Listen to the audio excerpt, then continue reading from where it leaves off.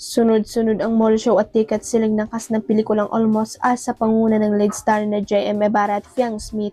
Ang bongga nga ng JM Fiang love team dahil sugod ang mga fan kahit sang mall sila magpunta. Nagsimula nga ang ticket selling nila noong linggo April 26 sa SM City Valenzuela kung saan napuno nila ang Devon Center ng nasabing mall.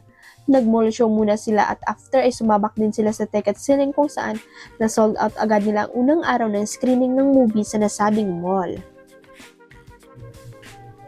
After nun, sumugod agad sila sa SM City Novaliches kung saan muli nilang napuno ang mall atrium.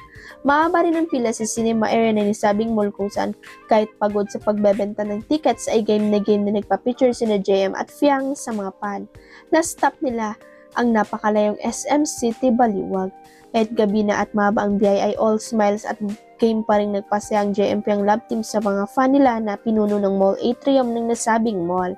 Di pa rin napagod ang dalawa at sumabak din sila sa ticket selling sa cinema area ng SM City Baliwag. Walang preno ang pag-level up ng BINI mula concert stage umabot na hanggang football stadium sa Europe ang kanilang pangalan.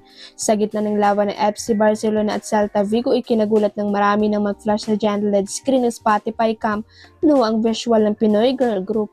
Kahit hindi sila physically present, parang nasa arena pa rin sina Joanna, Colette, Maloy, Gwen, Stacy, Mika, Sheena at Aya dahil sa laki at impact ng exposure, kaya naman hindi napigilan ng fans ang kilig at pride online.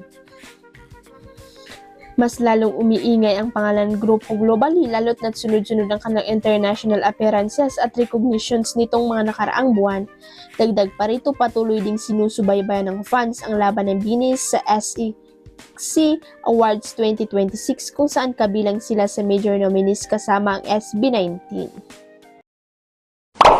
Huwag kalimutan ang subscribe button at i-ring ang notification bell para sa latest chika updates.